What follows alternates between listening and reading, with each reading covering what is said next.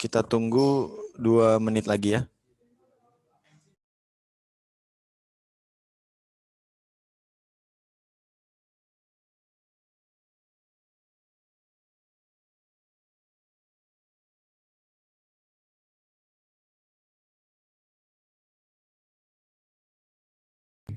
Tes, tes.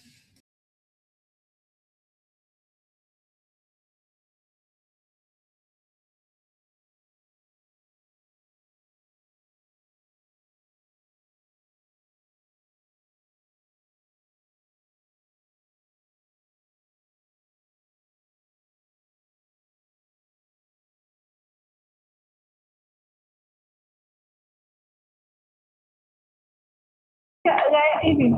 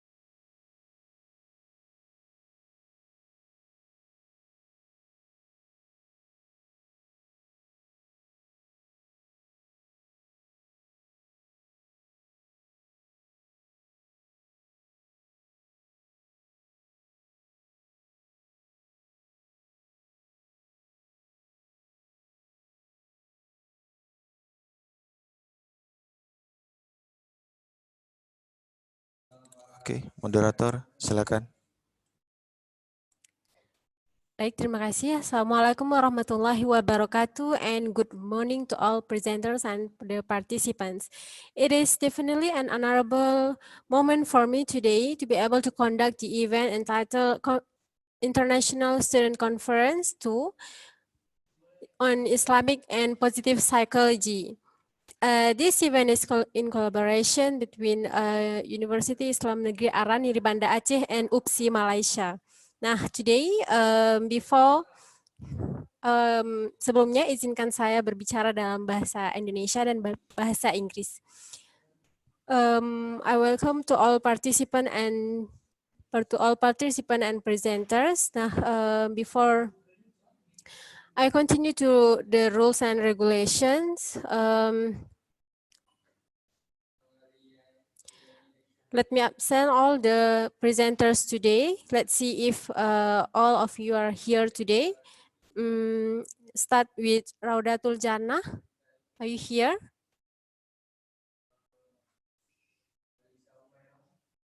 Is Raudatul Jannah here? Okay. Yeah, okay. And Aina Yavia Almaida. Okay. Muhammad Danilo, Zahra Melati Della Safira. Hadir. Okay. Roza Ulfa, Sri Handayani. Don't think they are here yet. Devi Padiana, Rifail Sauni, and Nur Syafiah binti Osman. Are you here? Yeah? Okay. Yes, I am. Okay, now let us continue with the rules and regulation or tata tertib.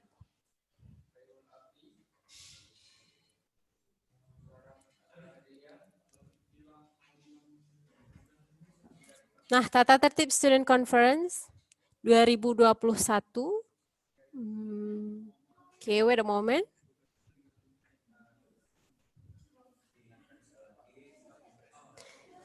Baiklah, bagi para peserta wajib masuk Zoom room 5 menit sebelum acara dimulai ya. Sekarang sudah 5 menit dan sekarang acara akan kita mulai. Nah, apabila Anda sebagai presenter, silakan mengubah nama akun Zoom dengan format presenter _ nama. Dan apabila Anda sebagai partisipan, silakan mengubah nama akun Zoom Anda dengan format partisipan _ nama. Sudah semua ya? Each presenter will be given 10-minute maximum time during the presentation sessions. Peserta dilarang membagikan info Zoom kepada orang lain yang bukan peserta. All the presenters and the participants are not allowed to give this Zoom link to another person. Selama penyampaian materi, peserta tidak diperkenankan menyalakan mikrofon, but you are allowed to active your camera or video. Peserta wajib peserta yang ingin bertanya langsung menggunakan icon raise hand, kemudian wajib menyalakan mikrofon dan kamera saat bertanya atau menanggapi. Nah, at the end of this presentation sessions, there will be Q&A, question and answer, and you guys can ask question and raise hand before we allow you to talk. Nah, jika ada kendala, peserta diperbolehkan mengirim pertanyaan melalui room chat dan juga bisa langsung bertanya apabila tidak ada kendala. Nah, if there's any technical problem, you can also type your questions in the chat room. Peserta harap mengisi link absen di akhir panel sebanyak 2 kali dalam 2 hari sehari sekali sebagai syarat mendapatkan sertifikat. Nah, this one also, jangan lupa kepada semua presenter maupun partisipan untuk mengisi link absen atau absentee link at the end of this session.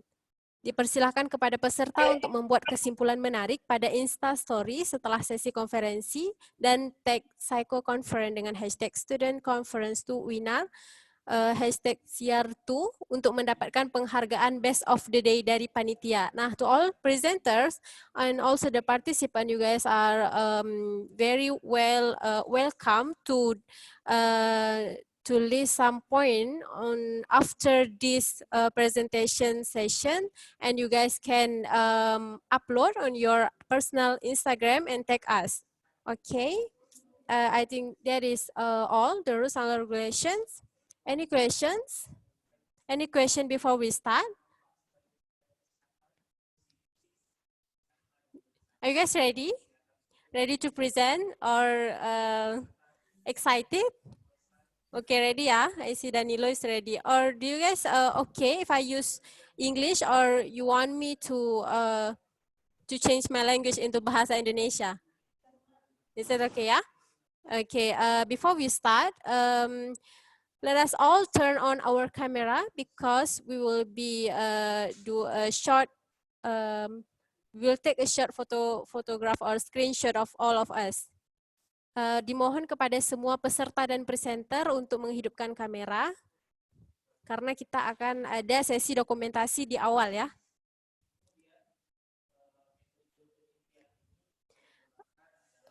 Untuk Rifa, presenter Meli, Dina, Aida, Sri Wahyuni, mohon menghidupkan kamera sebentar. Mendengarkan aba-aba dari co-host ya, dari controller, dari Rizky ya.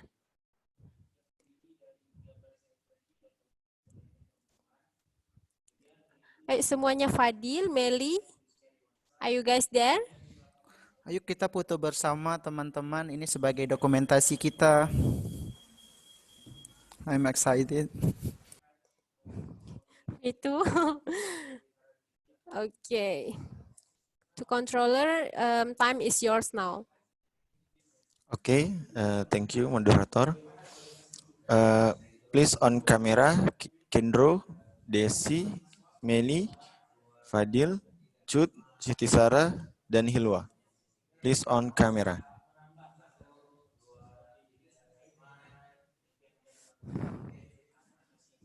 Salah. Oke. Hitungan ketiga, silakan smile. Kita akan ada 2 kali sesi foto. Yang pertama formal, yang kedua freestyle. Oke? 1, Okay, alright. 2, 3. Oke? Yang kedua freestyle. Do you have certain style? No? 1, 2, 3. Okay, Okay, thank thank you you. everyone. You are still allowed to turn on your camera, okay? So let us continue to our next agenda, which is presenting our research papers, right? Nah, I will call the participant according to the name list. The first participant is Raudatul, I'm sorry, the first presenter is Raudatul Jannah with the title Hubungan Servant Leadership dengan Komitmen Organisasi pada Mahasiswa UIN Araniri Banda Aceh. To the presenters, the time is yours. Okay, wait.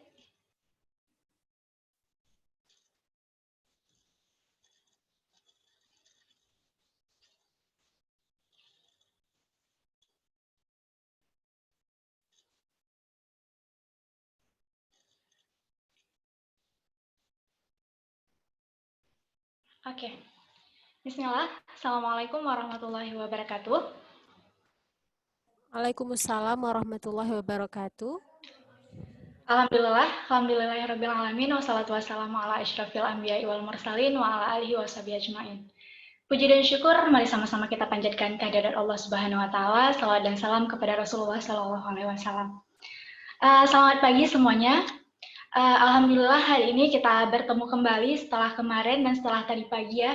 Dan hari ini kita kembali ke panel kita masing-masing.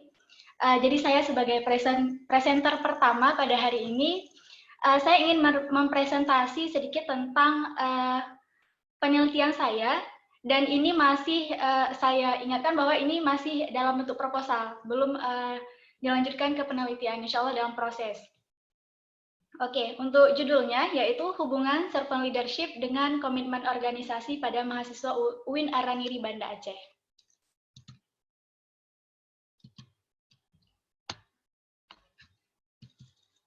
Nah, untuk latar belakang, kenapa saya bisa mengambil penelitian saya dengan judul ini? Nah, yang pertama, kita sebagai mahasiswa sudah pastinya kita dilibatkan dalam kegiatan-kegiatan di kampus. Nah, salah satu kegiatan yang melibatkan mahasiswa itu adalah dengan kita mahasiswa mengikuti organisasi, baik itu internal maupun eksternal. Namun yang saya khususkan di sini adalah internal kampus di UIN Araniri.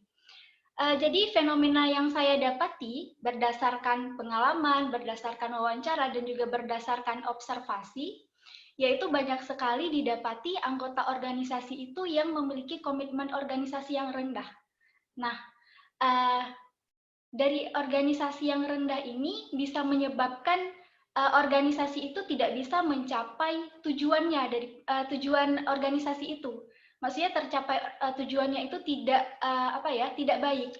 Nah, salah satu hal yang mempengaruhi komitmen organisasi itu adalah gaya kepemimpinan. Nah, di sini saya memfokuskan kepada gaya kepemimpinan leadership.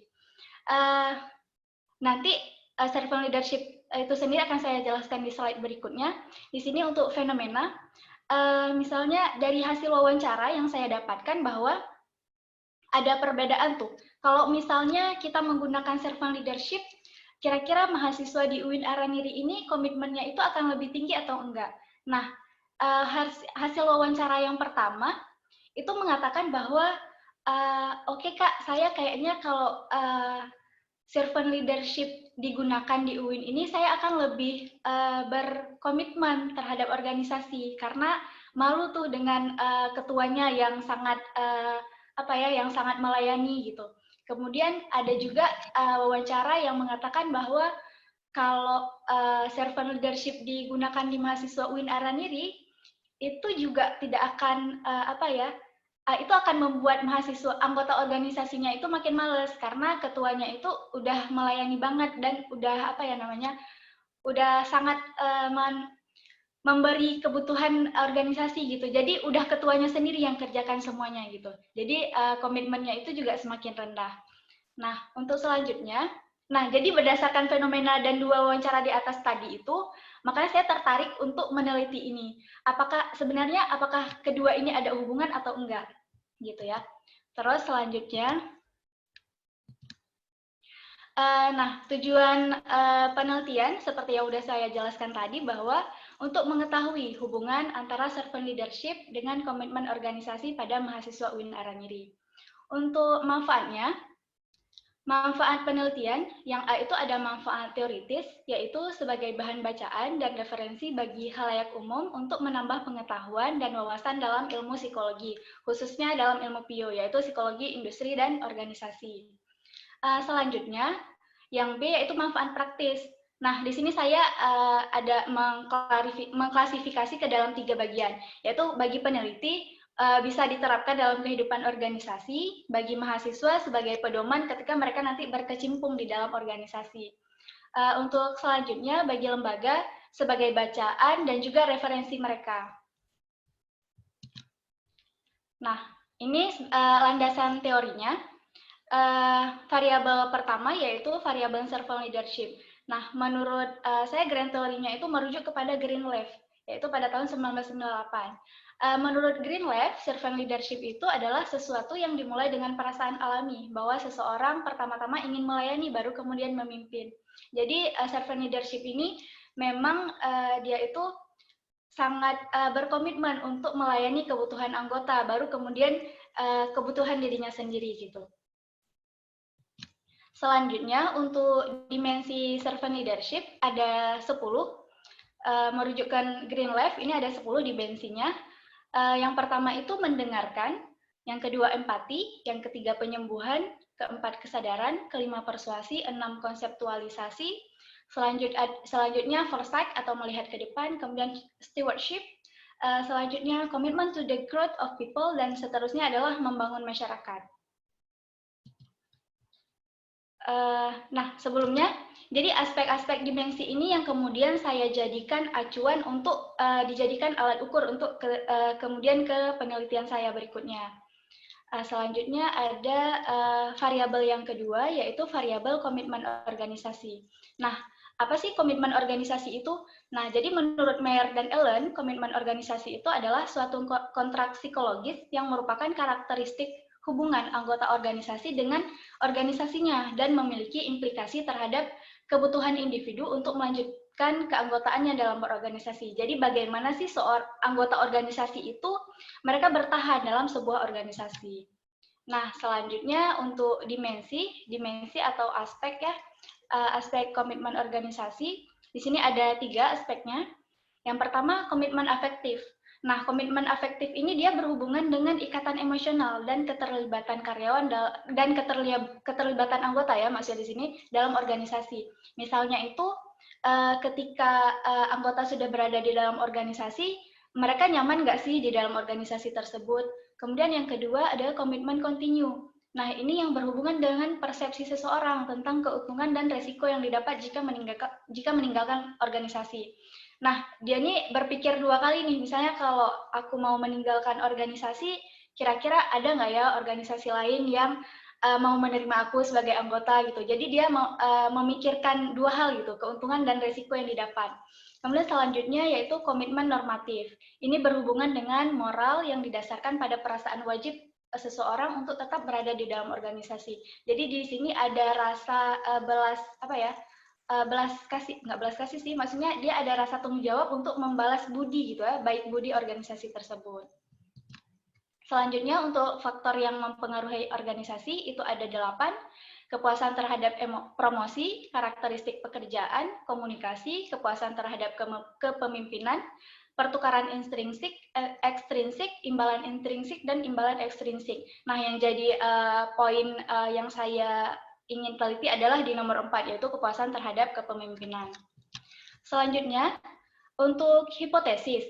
Nah, hipotesis yang saya ajukan adalah terdapat hubungan positif antara servant leadership dengan komitmen organisasi, yang artinya semakin tinggi servant leadership si ketua organisasi, maka semakin tinggi komitmen organisasi anggotanya. Begitu juga sebaliknya, semakin rendah servant leadership si ketua organisasi, maka semakin rendah juga komitmen organisasi yang dimiliki oleh anggota organisasinya. Untuk metode yang saya pakai, Seperti yang udah kita tahu, variabel X atau variabel bebasnya itu adalah servant leadership, variabel Y atau variabel terikat adalah komitmen organisasi. Nah, metodenya adalah korelasional karena kita ingin mengetahui hubungan dua variabel ini. Terus untuk teknik, saya menggunakan teknik skala Likert dengan 4 poin jawaban. Kenapa 4? Nggak pilih 5 karena jika saya pilih 5 itu ada opsi jawaban ragu-ragu atau netral gitu ya. Jadi nanti akan terjadi bias jika orang memilih netral gitu. Jadi tidak tersampaikan penelitiannya. Untuk populasinya sendiri ini berjumlah 4.095 mahasiswa aktif organisasi. Nah, 4.000 ini berdasarkan SK kepengurusan dan juga mereka yang 4.000 ini berasal dari SEMA itu kalau di universitas lain mungkin disebut DPM ya, DEMA, BEM atau DEMA, kemudian UKK dan UKM, dan juga HMP yang ada di jurusan. Untuk sampelnya, saya menggunakan rujukan ke Istat Mikel dengan menggunakan 10% kesalahan, itu sampelnya ada 254 orang. Udah, jadi itu saja presentasi dari saya. Terima kasih. Mohon maaf atas segala kekurangan. Baik, terima kasih. Thank you for the best presentations. Next, I cordially inviting the next presenter, which is Ainaya Almeida. The time is yours.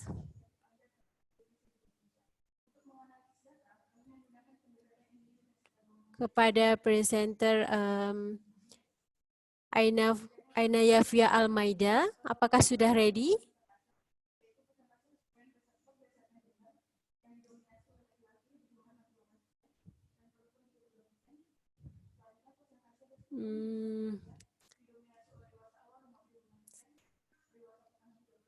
Sekali lagi kepada presenter Ainaya Almeida, apakah sudah bersedia?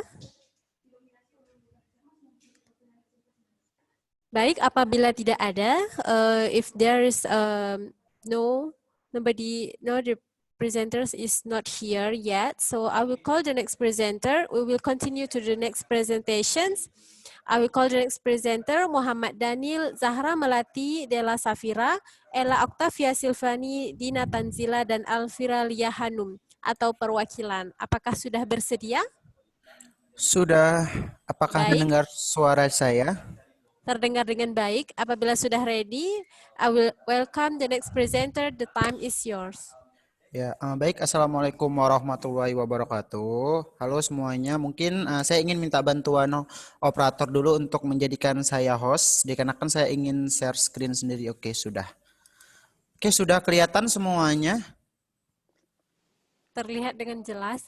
Oke, baik. Baik, bismillahirrahmanirrahim. Assalamualaikum warahmatullahi wabarakatuh. Sebelumnya teman-teman perkenalkan. Waalaikumsalam. Ya, sebelumnya perkenalkan kami di sini ada 6 orang tim, yaitu yang beranggotakan saya sendiri, Muhammad Danilo, dan teman-teman saya ada Zahra Melati, ada Della Safira, Ella Octavia Silvani, Dina Tanzila, dan Alfira Lia Hanum. Nah, sebelumnya saya ingin mengingatkan juga kepada teman-teman bahwasanya materi yang akan saya jelaskan ini masih dalam bentuk proposal gitu. Oleh karenanya ini masih dalam proses untuk penelitian dan doanya semoga dilancarkan hingga ke depannya gitu. Nah, judul sebelumnya itu saya ingin apresiasi dulu nih untuk teman-teman anggota kelompok saya yang berada di rumah masing-masing yang sudah menyempatkan waktu untuk kita bisa presentasi mengenai proposal kita. Ini adalah di bawah naungan dosen yaitu Pak Jasmadi kita.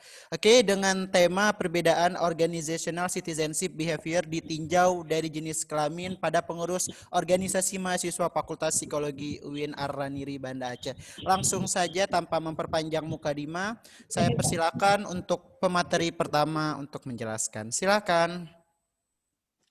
Baiklah, saya Della Safira. Saya akan menjelaskan latar belakang dari penelitian kami. Nah, seperti yang kita tahu ya, organisasi kemahasiswaan itu merupakan wadah bagi mahasiswa untuk berkontribusi dan melakukan kegiatan-kegiatan di perguruan tinggi. Nah, menurut Ivan Savage mengatakan bahwa organisasi yang sukses itu membutuhkan anggota yang akan bekerja lebih di luar dari tuntutan pekerjaan mereka. Nah, inilah yang disebut dengan Organizational Citizenship Behavior atau yang disebut dengan OCB.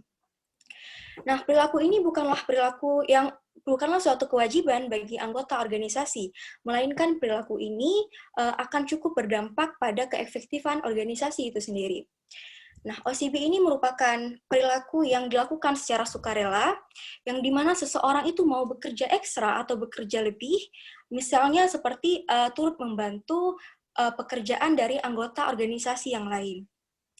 Nah, namun perilaku OCB ini juga tidak mendapatkan imbalan tertentu, tapi perilaku ini akan berdampak dan memberikan kebaikan dan dampak positif bagi organisasinya itu sendiri. Nah, banyak ya faktor yang mempengaruhi perilaku OCB ini, salah satunya adalah gender. Nah, menurut Dagun, dari segi psikis, laki-laki dan perempuan itu karakteristiknya berbeda, yang dimana perempuan itu dia tuh lebih condong ke aspek-aspek emosionalitas, dan dia itu berpikir lebih subjektif dan tergantung dengan suasana hati. Nah, sedangkan laki-laki itu dia tuh lebih bisa memberikan batas antara pikiran mereka, rasio dan emosionalitas. Juga pemikirannya itu lebih objektif serta tidak mudah dikuasai oleh perasaan, emosi dan suasana hati mereka. Selanjutnya akan dijelaskan oleh Dina Tanzila. Baiklah, saya Dina Tanzila akan menjelaskan tentang rumusan masalah, tujuan penelitian, dan manfaat penelitian. Adapun tujuan rumusan masalahnya yaitu apakah ada perbedaan organizational citizenship behavior pada mahasiswa perempuan yang berorganisasi dengan mahasiswa laki-laki yang berorganisasi di Fakultas Psikologi UIN Araniri, Banda Aceh. Dan tujuan penelitiannya adalah untuk mengetahui perbedaan organizational citizenship behavior ditinjau berdasarkan jenis kelamin pada pengurus organisasi mahasiswa UIN Araniri, Banda Aceh. Dan manfaat penelitiannya yaitu untuk memberikan sumbangan ilmiah bagi pengembangan ilmu psikologi industri dan organisasi, khususnya berkaitan dengan organizational citizenship behavior antara mahasiswa laki-laki dan perempuan yang berorganisasi. Dan selanjutnya akan dijelaskan oleh Zahra Melati. Baik, selanjutnya saya akan menjelaskan keaslian penelitian. Penelitian tentang perbedaan Organization Citizenship Behavior atau OCB pernah dilakukan di beberapa tempat, salah satunya yaitu dilakukan oleh Simatupang pada perawat Rumah Sakit Hidayah, yaitu pada tahun 2015. Berdasarkan penelitian ini mendapatkan hasil bahwa pada 22 perawat laki-laki dan 28 perawat perempuan menyatakan bahwa perempuan lebih tinggi OCB-nya daripada laki-laki. Kemudian penelitian berikutnya dilakukan oleh Rahma pada tahun 2019, yaitu perbedaan OCB guru sekolah dasar di Kecamatan Gedong Tengen dari jenis kelamin. Hasilnya yaitu dilakukan pada 63 orang subjek. Guru laki-laki lebih tinggi daripada guru perempuan. Penelitian selanjutnya dilakukan oleh Alimatus pada tahun 2015 dengan judul perbedaan OCB pada guru sekolah menengah kejuruan atau SMK ditinjau dari status sekolahnya. Ini dilakukan dengan metode kooperatif dengan subjek berjumlah 228 guru SMK, baik dari guru swasta maupun negeri. Hasilnya yaitu menunjukkan bahwa terdapat perbedaan OCB pada guru SMK ditinjau dari status sekolah. Kemudian penelitian berikutnya dilakukan oleh Rahma pada tahun 2019 dengan judul perbedaan OCB guru sekolah dasar di Kecamatan Gedong Tengen dari jenis kelaminnya, yaitu dilakukan pada subjek 63 orang subjek dengan hasilnya nilai rata-rata 80,73 pada guru laki-laki dan 76,9 pada guru perempuan. Sehingga guru laki-laki lebih tinggi OCB-nya dibandingkan guru perempuan. Selanjutnya akan dilanjutkan oleh teman saya.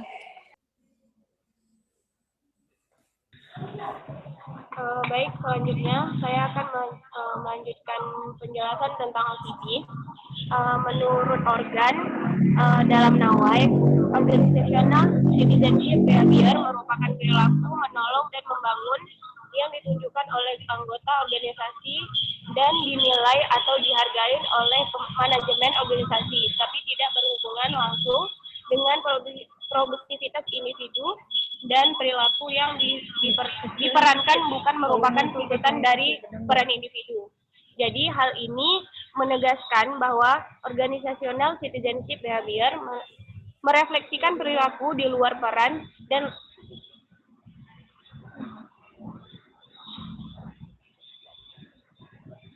perilaku yang diperankan bukan merupakan tuntutan dari peran individu. Kemudian aspek-aspek OCB. Ada yang pertama ada altruisme, yaitu sifat mementingkan kepentingan orang lain seperti memberikan pertolongan pada teman kepada teman kerja yang baru dan menyediakan waktu untuk orang lain yang ditunjukkan secara langsung pada individu lainnya. Kemudian ada kesadaran, yaitu sifat kehati-hatian seperti efisiensi menggunakan waktu, tingkat kehadiran tinggi, adalah kontribusi terhadap efisiensi baik berdasarkan individu maupun kelompok. Kemudian yang ketiga ada sportivitas, yakni sifat sportif dan positif seperti menghindari komplain dan keluhan yang fisik dengan memaksimalkan total jumlah waktu yang dipergunakan pada usaha-usaha yang konstruktif dalam organisasi. Yang keempat ada kesopanan, yaitu sifat sopan dan taat seperti melalui surat peringatan atau pemberitahuan sebelumnya. Yang kelima ada kebijakan, yakni sifat kebijakan atau keanggotaan yang baik seperti melayani komitmen atau komite atau panitia. Kemudian dilanjutkan oleh Alvira. Baik, saya Alvira Liahanum. Saya di sini akan menjelaskan faktor-faktor yang mempengaruhi OCB. Di sini yang faktor-faktor yang mempengaruhinya ada 4. Pertama di sini ada dari kepuasan kerjanya atau kepuasan tugas, iklim organisasi, habis itu berdasarkan gender juga mempengaruhi OCB, terus masa tugasnya. Nah, selanjutnya di sini ada jenis kelamin, kita ketahui dulu apa itu penjelasan dari jenis kelamin. Jadi di sini learner menjelaskan bahwa sex role sebagai seperangkat perilaku yang diterapkan secara sosial bagi orang-orang dengan kelompok jenis kelamin tertentu. Selanjutnya di sini ada juga dari Donaldson dan Gullahorn menjelaskan peran jenis kelamin mengikut sertakan apa yang dipercayai oleh kultur tentang perilaku yang berbeda dan karakteristik tertentu. Berbeda dan karakteristik tertentu, orang yang disosialisasikan merupakan anggota dari setiap jenis kelamin tersebut. Nah, jenis kelamin sendiri, suatu konsep analisis yang digunakan untuk mengidentifikasi perbedaan laki-laki dan perempuan dilihat dari sudut non-biologisnya, yaitu dari aspek sosial, budaya, maupun psikologisnya. Perbedaan jenis kelamin sendiri berpengaruh terhadap timbulnya dan dapat dikatakan sebagai kompleks yang tidak pasti. Baik, selanjutnya akan dijelaskan oleh teman saya.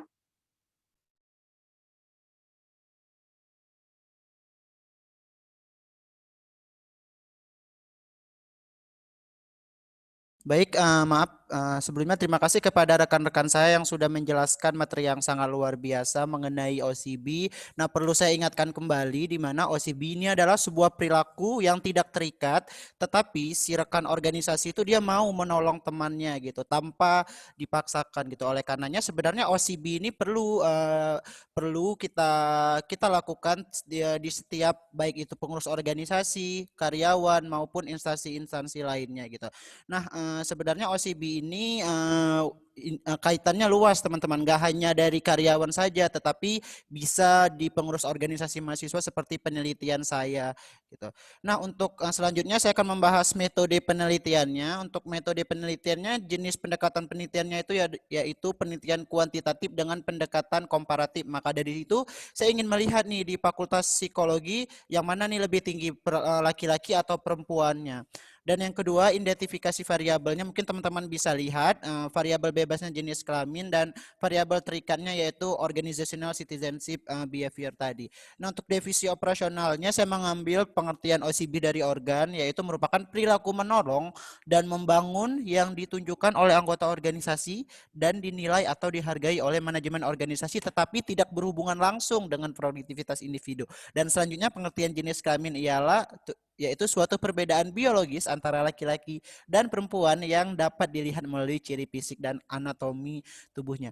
Nah, ini subjek penelitian, sampel teknik, dan pengumpulan data. Untuk subjek penelitian sendiri, sudah saya dapatkan bahwasanya jumlah anggota organisasi mahasiswa Fakultas Psikologi itu terdiri dari SEMA Fakultas, DEMA F, AMPS dengan total 96 orang, dan ini saya dapatkan dari SK Kepengurusan Ormawa tahun sekarang. Dan sampelnya itu saya menggunakan metode dengan sampel jenuh. Artinya metode sampel jenuh adalah teknik penentuan sampel dan semuanya itu termasuk di dalam penelitian. Dan pengumpulan datanya saya menggunakan skala OCB yang dibuat oleh organ, yaitu ada altruisme, kesadaran, sportivitas, kesopanan, dan kebijakan. Dan ini teknik pengolahan datanya teman-teman bisa lihat. Nah, teknik pengolahan data yaitu ada uji prasyarat, uji normalitas sebaran, uji homogenitas varians, dan uji hipotesis. Dan dalam penelitian ini, data yang diperoleh di lapangan akan diolah secara kuantitatif dengan menggunakan rumus statistik yang merupakan suatu teknik untuk menganalisis data yang diperoleh dalam penelitian dan untuk menguji hipotesis. Lebih dan kurang kami mohon maaf. Saya akhiri presentasi saya. Wassalamualaikum warahmatullahi wabarakatuh. Saya kembalikan ke moderator. Baik, terima kasih kepada para presenters. Now we will continue to our next presenter. I will call the name accordingly. I welcome Erlinda dari Monti Surga, Fadli Baihaki, dan Delima Yanti. Are all the presenters here? Are you guys ready? Adakah semua presenter bersedia? Telah bersedia? Sudah? Baik, apabila sudah, the time is yours.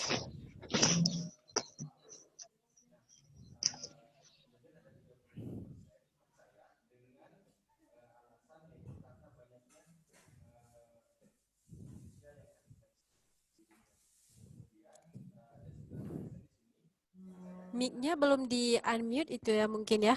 Derry ya. Diaktifkan dulu saudara Derry mikrofonnya. Ya, Apa sudah. bisa didengar? Ya, sudah bisa. Sudah jelas. Oke. Sebelumnya kepada MC boleh ditampilkan PowerPoint-nya.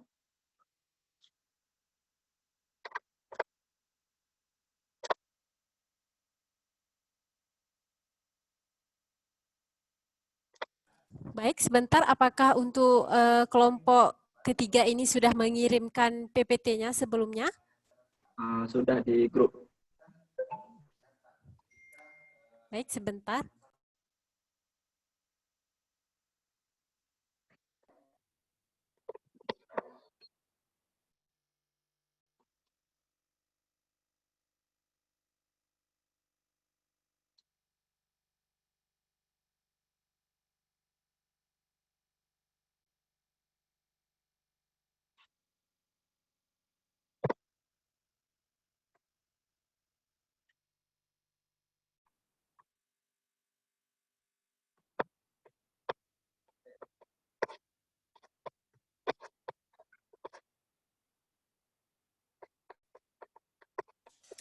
Mohon maaf kepada para presenters, kami mohon maaf sekali karena ada kendala teknisi. Apakah salah satu mungkin dari presenternya dapat memaparkan melalui aplikasi masing-masing?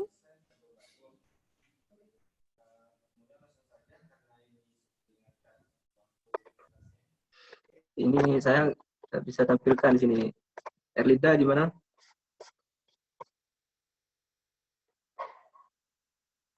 Atau PPT-nya saya kirim? Oke. Saya minta. Bisa, Ntar ya.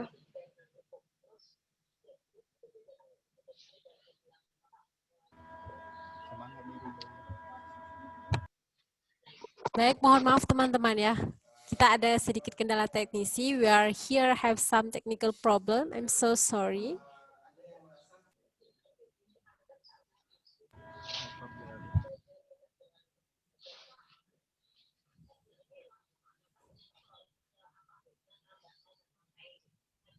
Oh.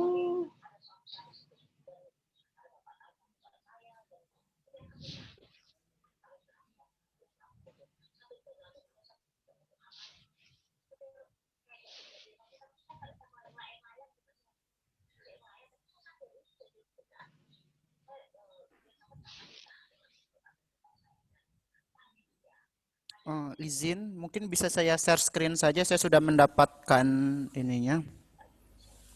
Baik, boleh. Terima kasih untuk presenter Daniel. Mohon bantuannya. Baik, Ibu Fatimah Zuhra. Ini udah juga nih. Udah Daniel. Oke. Sudah. Okay, now we will continue to the next presenter. The time is yours. Baik, sudah. Assalamualaikum warahmatullahi wabarakatuh. Alhamdulillahilladzi tatimmu sholihat wassalatu wassalamu ala sayyidis sadat wa ala alihi fadaili wal karamat. Jadi kami hari ini akan mempresentasikan tentang pemaknaan school well-being pada mahasiswa Universitas Islam Negeri Araniri Banda Aceh. Boleh tolong dimajukan ini apa poinnya?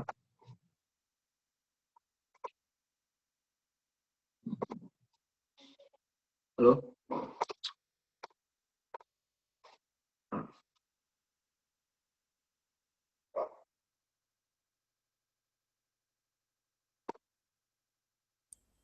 Nice.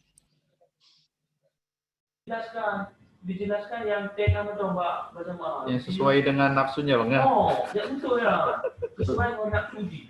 Dari pikiran ini, dicatat di. Oh, bisa didengar suaranya? Terdengar dengan jelas. Jadi ini apa? Oke. Ini ada yang pertama ada latar belakang masalah.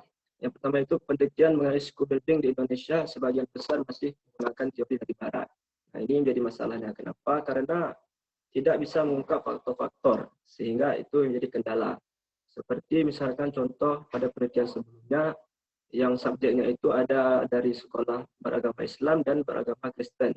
Jadi ketika diteliti itu tidak bisa mengungkap faktor-faktor yang berperan di dalamnya.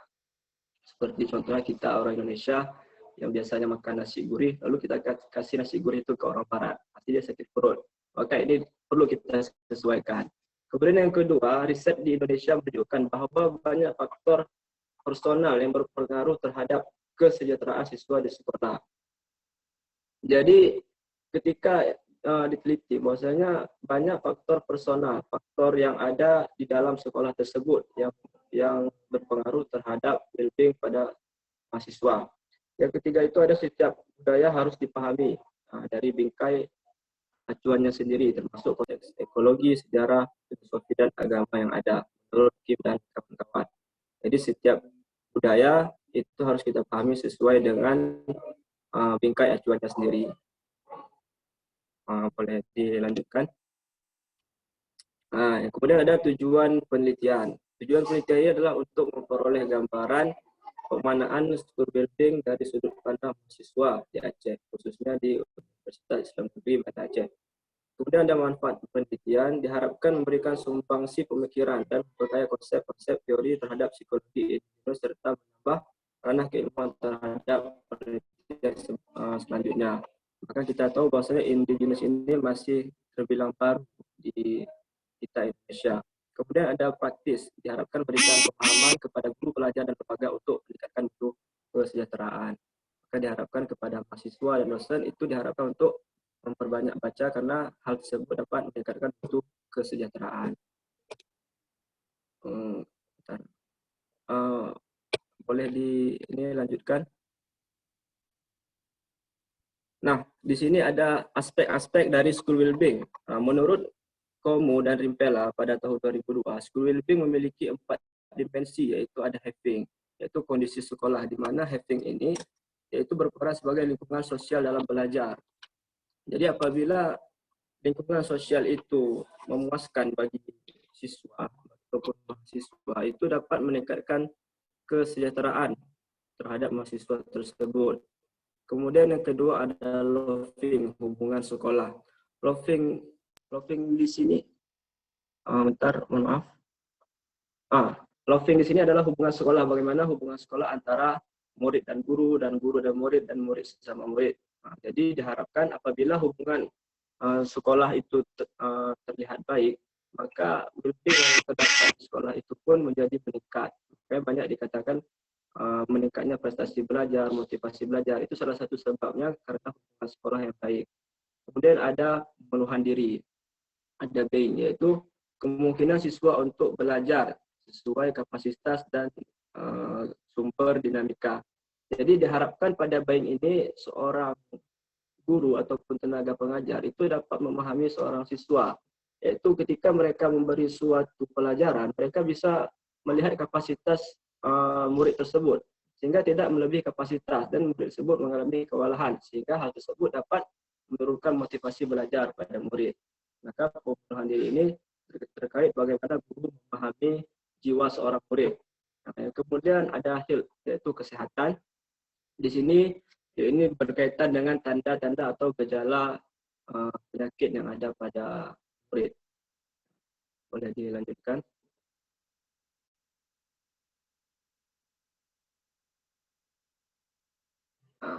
Selanjutnya metode penelitian.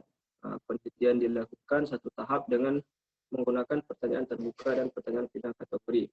Jadi di sini kami meneliti dengan pertanyaan terbuka, ada beberapa pertanyaan terbuka, dan kemudian ada pilihan kategori, yaitu sangat setuju, tidak setuju, dan sangat setuju, sangat tidak setuju. Kemudian lokasi penelitian itu di Banda Aceh. Subjek penelitian mahasiswa dari Universitas Negeri Aradiri Banda Aceh berjumlah 34 mahasiswa, terdiri dari 7 laki-laki dan 27 perempuan. Baiklah, selanjutnya akan dijelaskan oleh rekan saya, yaitu Arlinda.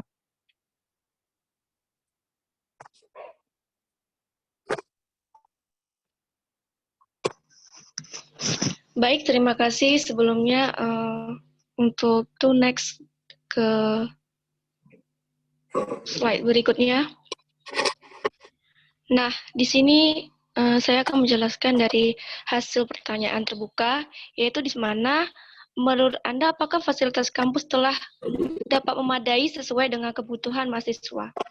Mengapa? Di sini hasilnya dari apa yang data yang kita dapatkan bahwasannya mahasiswa merasa fasilitas belum memadai itu sekitar 44% dan mahasiswa merasa sudah fasilitas yang sudah memadai itu sekitar 56%. Dan selanjutnya, next.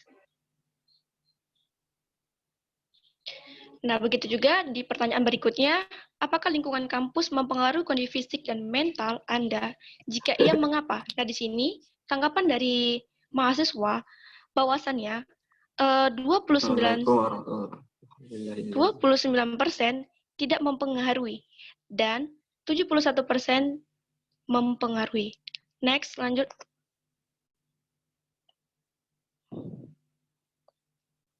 Begitu juga dari pertanyaan berikutnya, bagaimana hubungan Anda dengan dosen dan kampus? Apakah ada dosen yang tidak Anda sukai?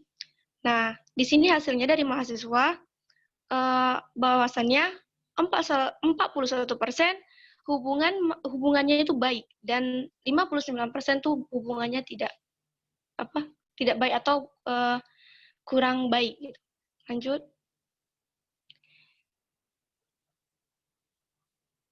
Dan terus pertanyaan yang berikutnya, materi pelajaran apa yang tidak Anda senangi untuk dipelajari dan berikan alasannya. Bahwasannya di sini mahasiswa beranggapan 59% menyukai pelajaran yang diberikan dan 19% metode pengajarannya, dilihat dari metode pelajarannya, dan 22% tidak menyukai pelajaran yang berhubungan dengan matematika. Next. Nah, hasil dari penelitian ini, school well-being mahasiswa di Universitas Islam Negeri Araniri Banda Aceh, di antaranya fasilitas belum memadai sebanyak 44% dan fasilitas sudah memadai itu sebanyak 56%. Dan selanjutnya, lingkungan juga mempengaruhi kondisi fisik mental, yaitu sebanyak 71%, dan tidak mempengaruhi kondisi fisik dan mental itu sekitar 29%.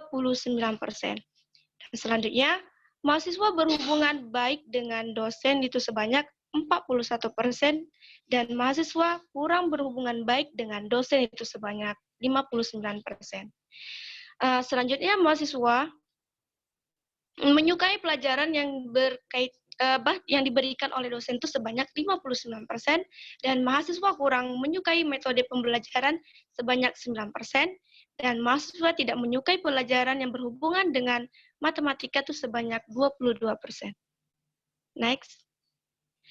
Nah, di sini ada persamaan dan perbedaan dari penelitian sebelumnya, di mana penelitian sebelumnya itu pemaknaan school well-being juga pada mahasiswa SMP, di mana di situ penelitinya ada Rudi Runiawati dan Nisa Tarnoto dari Fakultas Psikologi Universitas Ahmad Dahlan. Nah, di mana di sini persamaannya kita sama-sama menggunakan teknik analisis isi, dan dari juga menggunakan dari hasil kuesionernya itu dimasukkan dalam program Excel dan mengarah pada indigenous. Dan di sini ada perbedaannya. Dari penelitian kami menggunakan subjek 34 mahasiswa, sedangkan penelitian sebelumnya itu menggunakan 109 siswa. Lalu, di sini menggunakan pertanyaan terbuka dan pertanyaan pilihan. Dan sedangkan penelitian sebelumnya itu menggunakan pertanyaan terbuka dan guided interview. Next.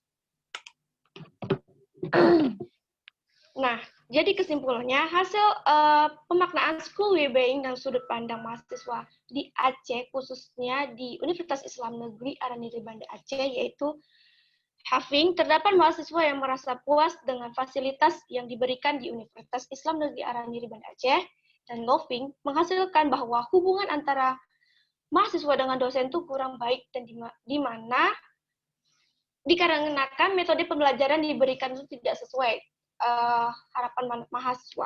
Lalu being menghasilkan bahwa mahasiswa menyukai pelajaran ataupun mata kuliah yang diberikan oleh dosen, namun ada beberapa yang tidak menyukai yang berhubungan dengan angka ataupun matematika. Lalu yang terakhir, hal kesehatan, mahasiswa beranggapan bahwa lingkungan juga mempengaruhi kondisi fisik dan mental. Dan terima kasih, saya kembalikan ke moderator. Baik, terima kasih kepada para presenters. Thank you for all the presenters for your presentation. Now let us continue for the second last presenters, which is, I will call the name accordingly, Devi Padiana, Rifail Sauni, Sri Wahyu Novida, Meliana Silviana, dan Linda Rianti. Apakah semuanya sudah ready di tempat? Sudah ya? Ready. Oke, good. Nah, apabila ready, saya persilahkan, the time is yours. Jadikan saya jadi mulai.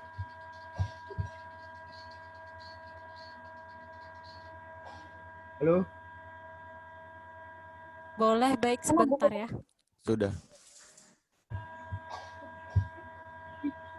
Oke.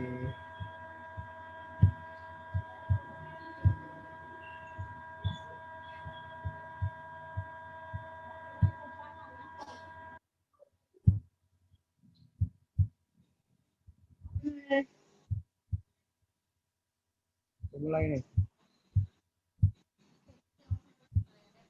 Sudah bisa mulai? Sudah kelihatan PPT-nya? Oke, Assalamualaikum warahmatullahi wabarakatuh. Waalaikumsalam warahmatullahi wabarakatuh. Jadi kami akan memaparkan hasil kerja kami hubungan coping religius dengan penerimaan diri pada orang tua yang memiliki anak disabilitas fisik di kota Aceh Besar dan Banda Aceh. Oke.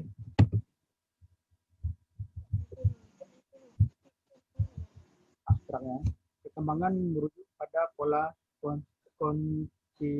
kontinuitas pada perubahan dalam kemampuan manusia yang terjadi dalam kehidupan. Mayoritas perkembangan meliputi pertumbuhan, meskipun juga membahas penurunan, misalnya kemampuan fisik.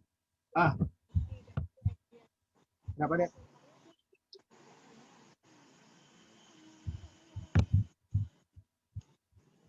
Dapat menurun seiring bertambahnya usia. Disabilitas bukan merupakan kecacatan semata, namun merupakan hasil interaksi dari keterbatasan yang dialami seorang dengan lingkungannya. Mohon maaf sebelumnya, apakah ada kendala? Suara saya nggak kedengaran ya? Suaranya terdengar dengan jelas. Bagaimana teman-teman? Apakah PPT-nya terlihat dengan jelas? PPT-nya sedikit macet-macet. Mungkin Rifail di enable editing aja langsung di full-kan. Kontak-kontak berarti ya. Ini langsung ditekan aja enable editing, langsung di full-kan layarnya. Pasti kelihatan. Yang kuning itu Gimana? Enable ini. Yang warna kuning di atas. Yang warna kuning di atas tuh. Oh ini. Oh. Kontak-kontak berarti ya. Kendala sama ini ya, maaf ya. Iya, itunya permasalahannya. Ya, silakan. Sorry. Silakan dilanjutkan Pak Rifail. Di full-kan aja layarnya biar ini. Oke, sorry. Oke, saya lanjut ya. Ya. Nah, kelihatan. Oke, perkembangan merujuk pada pola komunitas dan perubahan dalam kemampuan manusia yang terjadi dalam kehidupan. Mohon maaf, Mas Rifail, karena PPT yang di slide kami maksudnya agak sedikit bermasalah seperti itu. Mungkin teman-teman di yang lain bisa bantu share tidak? Kalau bisa akan saya berikan host. Kalau nggak dari ini aja boleh, dari para panitia aja yang sharekan boleh. Iya, kirim ke ini ya, Rifail ya. Di grup ya. Baik, mohon maaf untuk kendalanya. Saya ingatkan sekali lagi kepada para presenter dan peserta untuk tidak meninggalkan Zoom room sebelum mengisi absen, karena absen akan diberikan pada akhir sesi ya.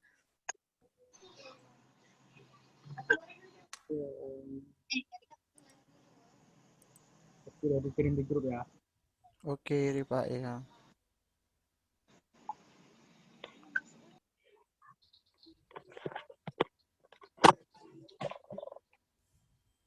Dek, pakai apa-nya?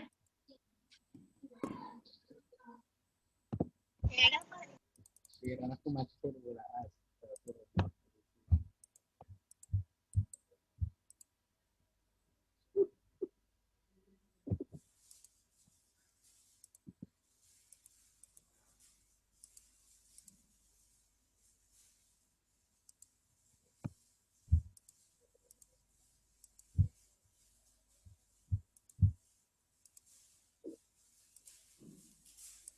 Oke, silakan Mas Rifail.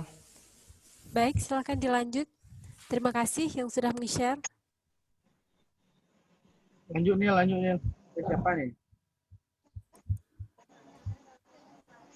Oke, perkembangan merujuk pada pola kontinuitas dan perubahan dalam kemampuan manusia yang terjadi dalam kehidupan. Mayoritas perkembangan meliputi pertumbuhan, meskipun juga membahas penurunan, misalnya kemampuan fisik dapat menurun seiring bertambahnya usia.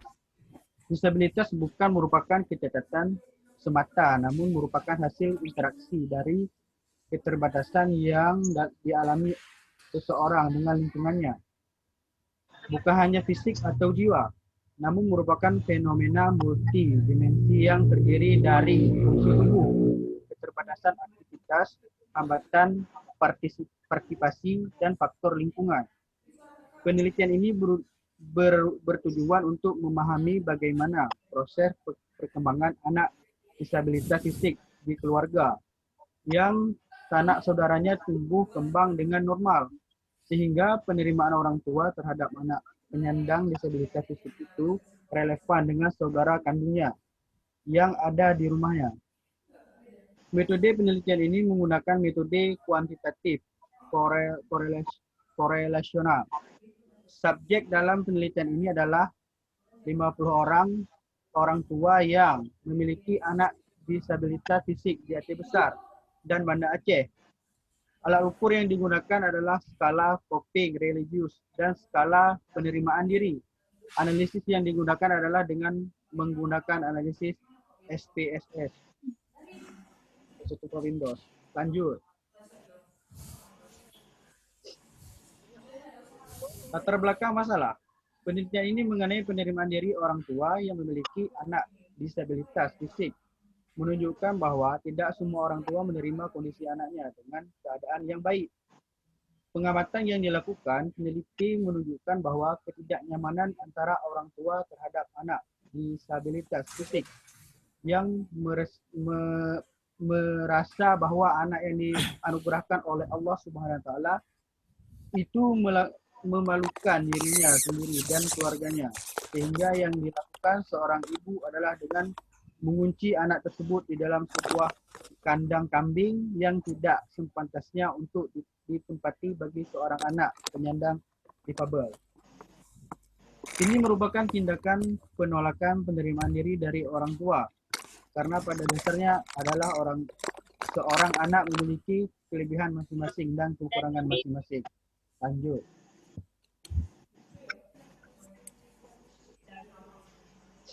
Rumusan masalah. Maka yang menjadi rumusan masalah dalam penelitian ini adalah apakah terdapat hubungan antara penerimaan orang tua terhadap anak penyandang disabilitas fisik. Tujuan penelitian mengetahui hubungan antara coping religius dan penerimaan diri pada anak disabilitas fisik di Kota Banda Aceh dan Aceh Besar. Dan manfaat penelitian, manfaat teoritas, hasil penelitian ini dapat bermanfaat bagi bidang keilmuan yang diharapkan dapat memperkaya khasanah ilmu psikologi klinis, psikologi positif, psikologi Islam, dan psikologi perkembangan. Manfaat praktisnya memberikan pemahaman bagi responden, pembaca, dan masyarakat bahwa untuk memahami setiap kekurangan dan kelebihan dari masing-masing anak disabilitas fisik, karena kesempurnaan hanya milik Allah Subhanahu wa taala. Oke, selanjutnya akan dipaparkan oleh rekan saya Ayu. Selanjutnya, nama saya Sri Wahyuda. Saya akan menjelaskan tentang perbedaan dengan penelitian sebelumnya, di mana menurut tokoh Angkanatio Whitewen di 2014, coping religius pada karyawan muslim ditinjau dari tipe kepribadian. Subjek dalam penelitian ini menggunakan karyawan pria dan wanita dengan total subjek 100 orang. Hasil dari penelitian ini bahwasanya diperoleh 84 subjek yang dinyatakan valid pada tes DISC. Kemudian ada menurut Gamayanti Witrim 2012, religious coping dengan subjective well-being pada orang yang mengalami psikofisiologis menggunakan metode dengan teknik snowball, di mana subjek dalam penelitian ini ada 3 orang. Hasilnya semakin rendah tingkat kesejahteraan psikologis individu, maka semakin tinggi pula coping religius yang dilakukan. Terus ada menurut Utami Mohana Sofianti 2012, di mana religiulitas, coping regulitas, dan kesejahteraan subjektif. Di mana metode penelitian kualitatif subjek religiulitas UGM. Hasil penelitian ini tidak ada kolerasi antara religiulitas dengan kesejahteraan subjektif pada mahasiswa dalam kehidupan di kampus. Kemudian yang terakhir ada Juniarti Amalia Hajam M. Nur Rokhaman 2012. Jadi peran coping religius dan kesejahteraan subjektif terhadap stres pada anggota Bintara Polisi di Polres Kebumen. Subjek dalam penelitian ini ada 94 orang polisi. Jadi hasilnya menunjukkan bahwa coping religius salah satu cara terbaik untuk positif dikaitkan dengan peningkatan menurut tingkat stres. Baiklah, selanjutnya akan dilanjutkan oleh Meliana Sylvia. Baik, saya akan melanjutkan. Selanjutnya ada pengertian dari coping religius. Sebelumnya suaranya sudah kedengar kan? Suaranya Kedengar. jelas. Baik, selanjutnya, jadi coping religius ini juga mengacu pada ketergantungan pada keyakinan atau aktivitas religius dalam membantu mengelola stres emosional atau gangguan fisik dalam mengatasi masalah sulit. Jadi setiap orang tua yang mengalami atau mempunyai masalah dalam kehidupan harus bisa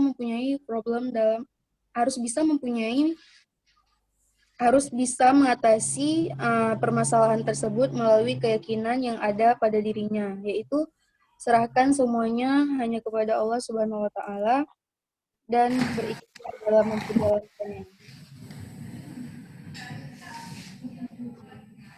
Selanjutnya, Pak Rekman menjelaskan bahwa coping religius ini adalah seorang individu yang dapat menangani permasalahannya sesuai dengan konteks Islam dan dapat bertanggung jawab dalam mengontrol segala aktivitas yang berdampak negatif bagi individu tersebut. Misalnya seperti mendengar perkataan buruk dari orang lain, seorang individu agar dapat dikatakan bisa menyelesaikan permasalahannya apabila mampu mengarahkan diri sendiri menjadi lebih baik dan dapat bertanggung jawab dalam menghadapi segala permasalahannya. Next.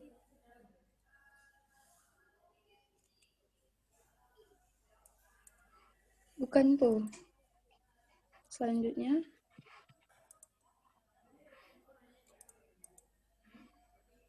Aspek. Selanjutnya, aspek coping religius. Jadi menurut Afflecker dan Coleman, berikut adalah aspeknya. Yang pertama ada religious practice, yaitu praktek agama yang berfokus pada pelaksanaan serta menjalankan tuntunan agamanya seperti yang kita ketahui seperti salat dan berdoa. Selanjutnya ada negative feeling toward God, yaitu perasaan negatif pada Tuhan. Selanjutnya ada religious benevolent refusal atau penilaian penuh kebijakan. Selanjutnya ada passive religious coping strategy atau yang disebut dengan coping religious pasif. Dan selanjutnya ada active religious coping strategi atau yang disebut dengan coping religious aktif.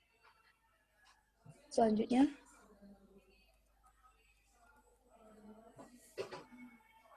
faktor. Jadi faktor coping religious ini yang dikemukakan oleh Toulouse yang meliputi pertama ada faktor sosial, yaitu pengaruh pendidikan dan pengalaman, kebutuhan, misalnya seperti kebutuhan keamanan cinta, kasih, harga diri, ancaman kematian. Selanjutnya ada juga faktor intelektual, yaitu berbagai proses pemikiran verbal. Pembahasan selanjutnya penerimaan diri akan dilanjutkan oleh rekan saya. Sebelumnya mohon maaf untuk para presenters, waktunya 1 menit lagi.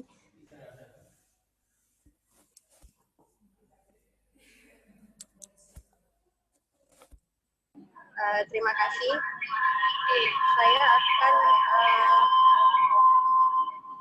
Saya akan menjelaskan mengenai penerimaan diri, yaitu self-acceptance, di mana menurut Barbara dan Nurul mengungkapkan bahwa penerimaan diri adalah sebagai keadaan di mana individu mempunyai sikap yang positif yang mau menerima kekurangan dari diri sendiri maupun dari orang lain. Selanjutnya, untuk aspek-aspek penerimaan diri, di sini ada 4, aspek fisik, psikis, moral, dan sosial. Nah, untuk fisik, di sini penerimaan diri ditingkatkan dengan kepuasan individu terhadap bagian-bagian tubuh dan penampilan fisik. Untuk psikis, ini meliputi seperti emosi, baik itu emosi positif dan negatif, dan perilaku individu sebagai pusat penyesuaian diri terhadap individu lainnya. Untuk aspek moral, di sini bagaimana cara pandang individu terhadap suatu proses yang melibatkan struktur pemikiran individu, bagaimana cara pandang seseorang terhadap orang lain. Untuk aspek sosial, di sini meliputi pikiran dan perilaku individu yang diambil sebagai respon secara umum terhadap orang lain dan masyarakat maupun lingkungan sekitar. Selanjutnya, faktor-faktor penerimaan diri menurut Harlock. Di sini ada pemahaman diri, harapan yang realistis terhadap kehidupan, tidak adanya hambatan dari lingkungan, sikap sosial yang positif, tidak adanya stres yang berat, pengaruh keberhasilan, identifikasi dengan orang yang memiliki penyesuaian diri yang baik, perspektif diri yang luas, pola asuh yang baik pada masa anak-anak, dan konsep diri yang stabil. Selanjutnya kita masuk ke dalam poin disabilitas fisik, di mana disabilitas fisik adalah kehilangan atau keseluruhan sebagian dari fungsi tubuh dalam kegiatan motorik yang bergerak seperti berjalan, motorik halus, dan berbicara. Nah, seseorang dengan disabilitas juga diakibatkan karena adanya kerusakan pada motorik di otak dan berdampak pada kemampuan berjalannya yang menjadi terganggu. Jadi bentuk tubuh atau anggota geraknya tidak sempurna atau semua hambatan yang hubungan dengan otot, tulang, dan persendian. Mohon maaf untuk presenters, waktunya sudah habis. Mungkin bisa disingkatkan lagi. Mengatakan bahwa berdasarkan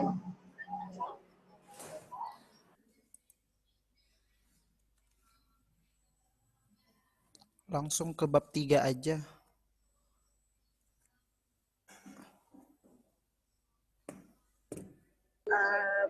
Baik, selanjutnya di sini ada cerebral palsy dan spina bifida, di mana cerebral palsy merupakan kerusakan yang menyebabkan perkembangan itu tidak baik. Di antaranya kaku, bergerak tidak beraturan, lumpuh, dan sulit koordinasi.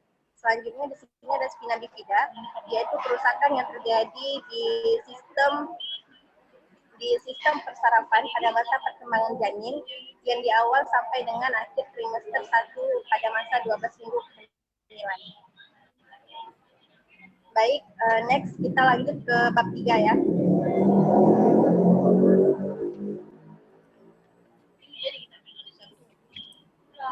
Untuk analisis data akan dilanjutkan oleh Lindaryati.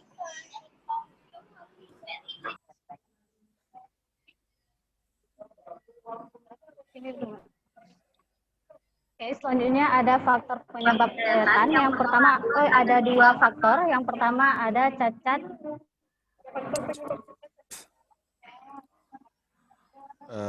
Mohon maaf, sorry. For information, time is over. Kemudian bisa langsung saja penutup karena kita akan menyesuaikan waktu untuk presenter yang lain. Terima kasih. Mohon maaf ya.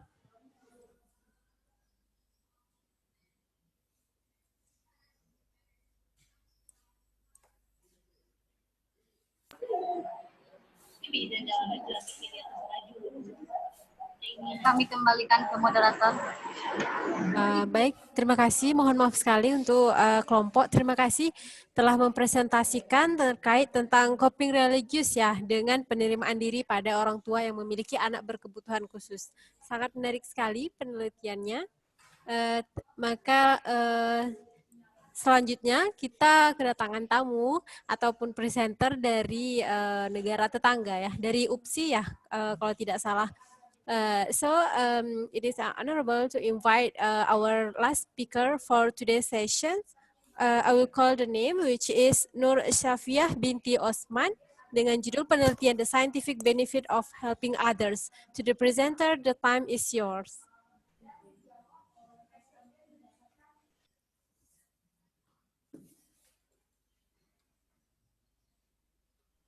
Well, I couldn't share my screen. Okay, it's fine. We will try to share your screen. Wait a minute.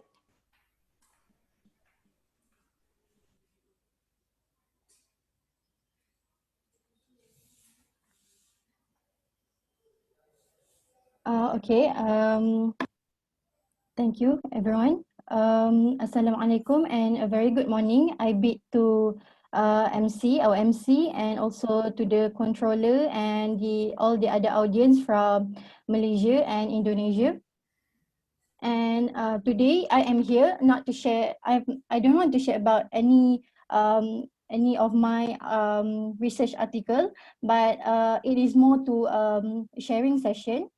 And today, as stated in the screen, I am Nur Shafia bint Uthman, and I would like to share about the scientific benefits of helping others. Okay, so there is a Chinese proverb that says, if you want happiness for an hour, take a nap. If you want happiness for a day, go fishing. If you want happiness for a year, inherit a fortune. If you want happiness for a lifetime, help somebody. So these quotes emphasize the importance of helping others in our life. So helping others is a simple act of kindness that can help our world to be better. It helps us to connect with other people, and also creating stronger communities, and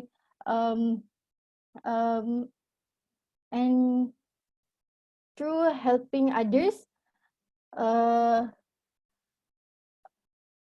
it helps us to build a stronger community. And then there is numerous number of research that demonstrate that helping others not only benefit the people, the recipient, but also benefits the giver itself. So without further ado, I would like to share the first benefit of helping people that are proven by scientific research. So the first benefit is helping others promotes happiness. So this point is proven by Dunn and colleague 2008. In their study, researchers asked 46 participants to rate their happiness in the morning and then spend the money given to them by 5 p.m. on that day. And participants were randomly assigned to two spending conditions, which is spending the money for themselves or for other people. And then participants were called after 5 p.m. that day and again reported their happiness. And the results of this study is participants who were randomly assigned to spend money on others experience greater happiness than those assigned to spend money on themselves. So when we talk about happiness, why does it matter and why is it so important? The answer is simple. Happiness allows us to be the best version of ourselves. It helps us to achieve our own goal and ambition. And by being happy, we have the potential to change other people's life just by being ourselves.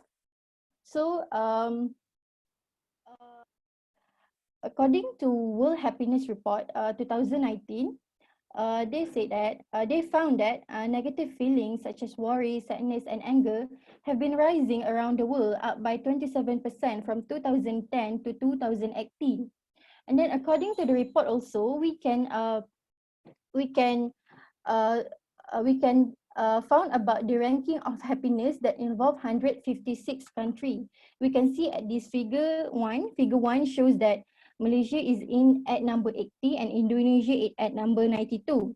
So from this statement, statement that is highlighted in red, and from this figure we can say that both of our countries and the world do not be the best that we can be. And then we can improve the happiness by what? By, as I mentioned before, helping others. So that is my first point, which is helping others for happiness. So let's move to the second benefit. The second benefit, helping others improve cardiovascular health. So this point is proven in Whelan and in colleagues 2016 study. In a study, 73 older adults diagnosed with high blood pressure were given 3 payments of $40 to spend for 3 consecutive weeks during a 6-week study period. And participants were randomly assigned to spend the payments on other people, on themselves, or on themselves. So the result in the study found that blood pressure of those participants who had spent money on others had significantly decreased as compared with the subjects who spent the money on themselves. So, according to World Health Organization, cardiovascular disease are the #1 cause of death globally. And also, according to them, if you can see at this figure, the top 3 leading causes of death globally is related to the cardiovascular disease. So, if we are at risk of any heart disease or heart problem, doctor probably told us to like engage in exercise, to take care of our eating habit, and then but one more thing that we should consider to add in our timetable is helping others. It is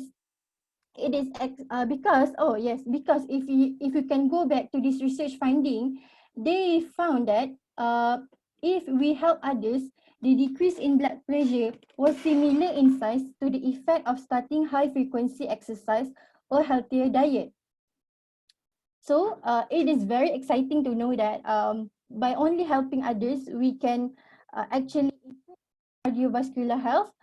And what is more exciting is that helping others doesn't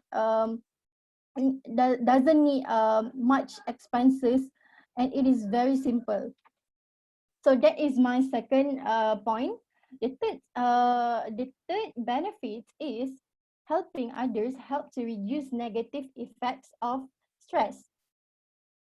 So this point is proven by Raposa and colleagues 2016 study, and researchers want to test whether engaging in prosocial behavior or helping others towards strangers or acquaintances buffers the negative impact of stress on daily emotional functioning. And the study includes 77 participants, and then in 14 days, researchers will contact participants every day to ask about stressful event they experience, prosocial behaviors they engage, and they also will give a short questionnaire to assess positive and negative emotional states. Results in this study is engaging in prosocial behaviors or help others reduce the negative emotional effect of stress. When we're saying about stress, stress is something that we all have in our life. It can be both negative and positive. But the positive impact of stress it motivates us to survive in this world and achieve our goal. But if we have stress, we have to aware that stress can have the negative impact in our health physically and mentally. This is because stress that is left unchecked can contribute to many health problems such as high blood pressure, diabetes, obesity, and depression. So I want to share about the common effect of stress on our body, on your mood, on your behavior. The effect of stress is like we can have a headache, fatigue, sleep problems. On our mood, we can lead to anxiety, depression, sadness, restlessness.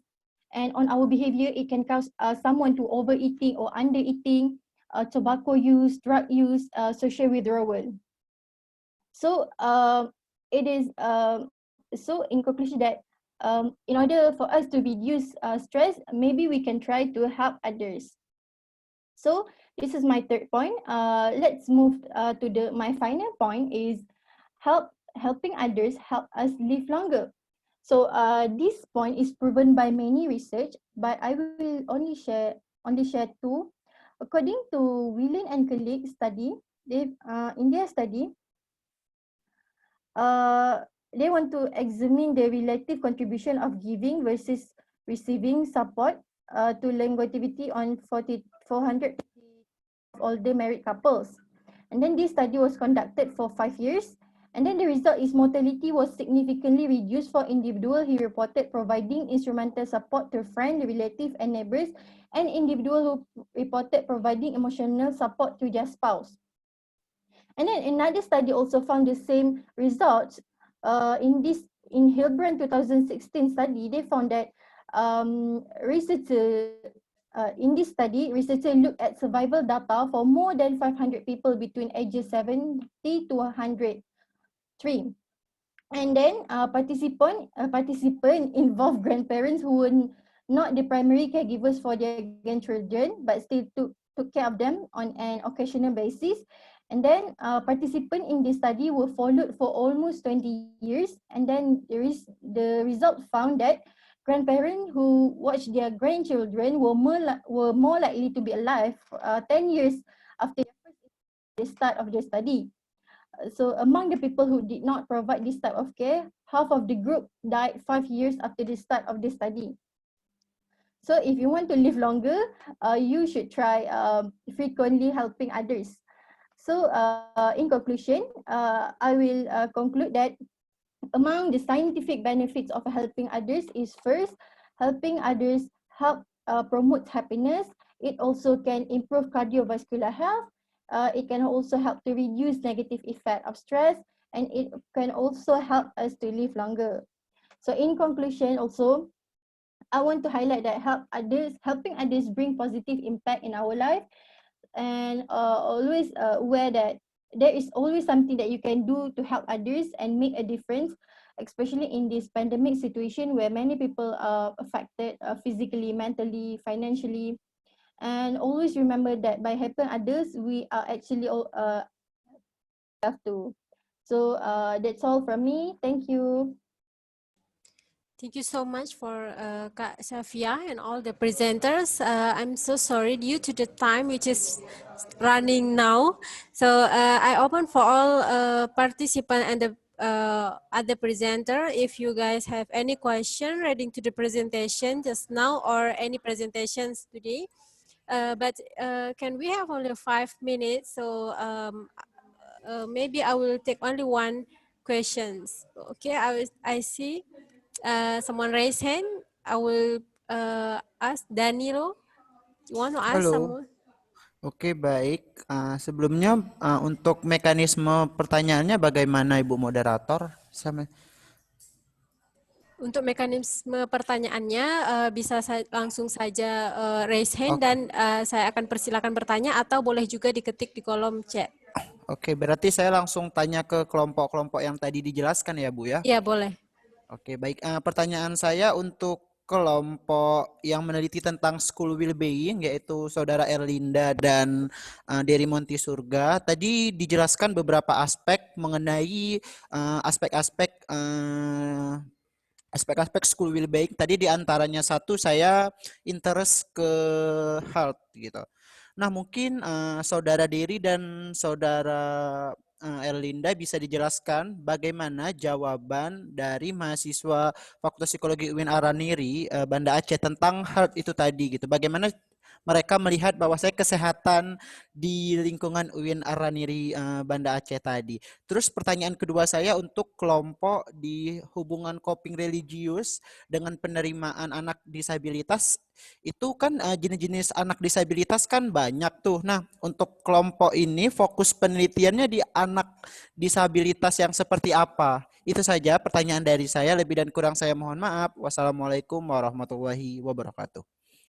Waalaikumsalam warahmatullahi wabarakatuh. Saya berikan waktu 2 menit boleh ya untuk presenter yang ditanyakan tadi untuk menjawab. Atau mungkin ada satu lagi, ini pertanyaan terakhir, apabila ada akan saya terima. Boleh raise hand atau ketik di kolom chat. Kak Shafia, for Kak Shafia, if you have any question regarding to the presentations, you can also ask.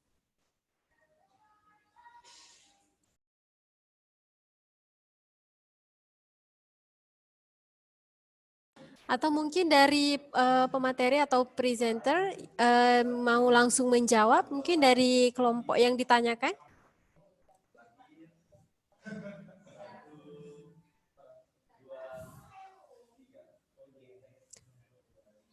Untuk kelompok Derry dan Erlinda mungkin? Sebentar. Baik. Dan untuk kelompok Depi Padiana ya tadi, mungkin ada perwakilan yang ingin menjawab dari pertanyaan Danilo. Baik,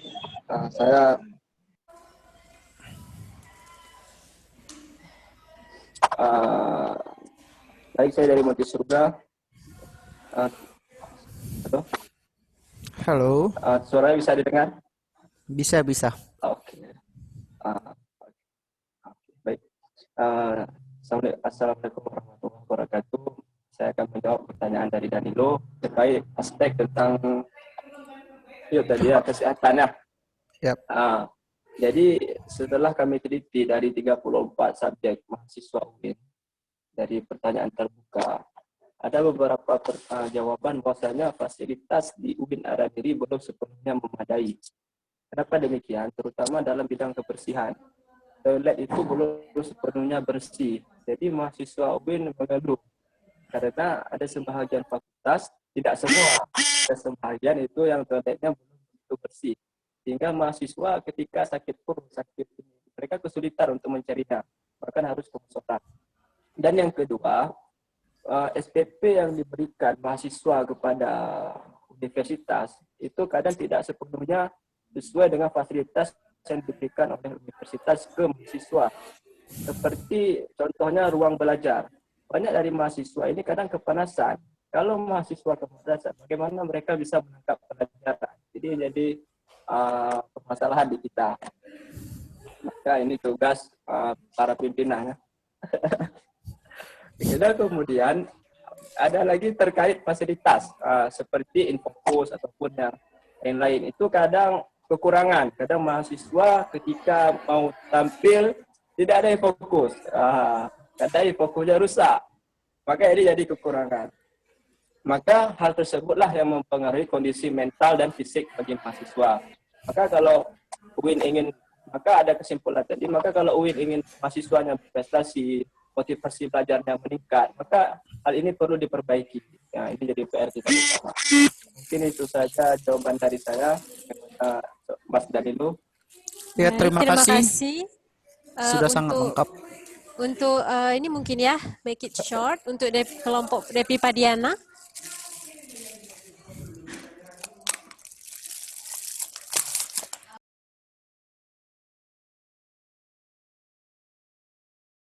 Untuk kelompok kedua yang ditanyakan, apakah sudah bisa menjawab? Apakah sudah ada jawaban? Mohon diulang tadi pertanyaannya gimana ya? Jadi kan tadi penelitian kalian fokusnya di anak disabilitas fisik tuh kan. Nah, di anak disabilitas fisik kan itu banyak tuh jenisnya. Nah, kalian fokusnya disabilitas fisik yang seperti apa? Terima kasih. Oke, baik. Terima kasih, Daniel. Saya akan menjawab. Jadi, tadi kami tidak bilang disabilitas itu secara khusus dan umum. Secara penelitian ini, kami mengambil disabilitas fisik dengan karakteristik tunarungu, tunawicara,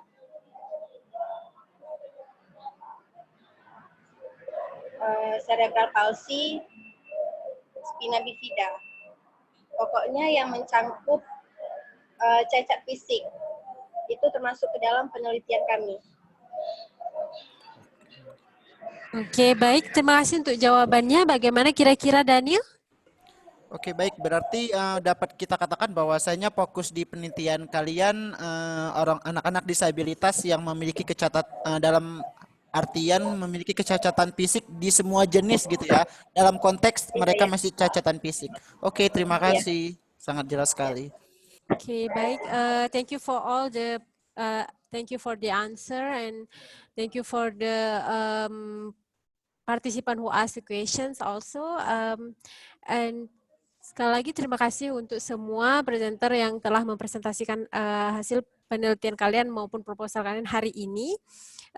Sebelumnya kita masih ada acara penutupan. Nah, sebelum kita lanjut ke acara penutupan, saya ingin meminta sekali lagi kepada semua presenter dan partisipan untuk mengaktifkan kamera karena kita ada sesi dokumentasi terakhir sebelum kita pindah ke room Zoom penutupan. Mohon semua mengaktifkan kameranya sekali lagi.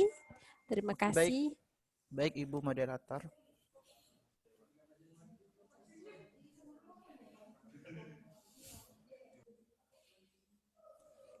Okay, everyone, please on camera.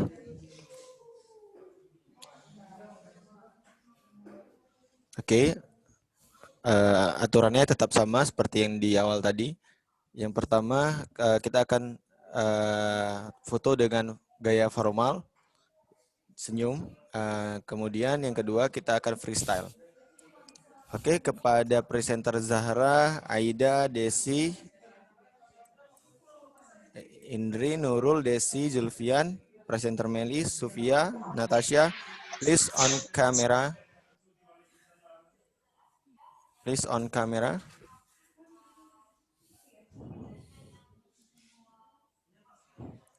Dina Tanzila. Oke, yang lain. Oke ya. Baik. Hitungan ketiga, mari kita senyum bersama. 1, 2, 3.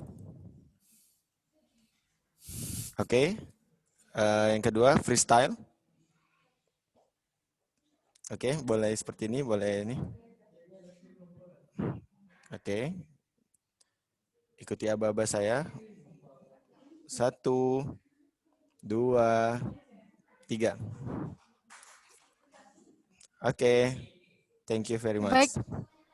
Baik, terima kasih controller. Terima kasih juga semuanya untuk partisipasi aktifnya pada pagi hari ini. Nah, sekarang teman-teman saya persilahkan untuk join ke Zoom room utama seperti awal pembukaan tadi untuk sesi penutupan.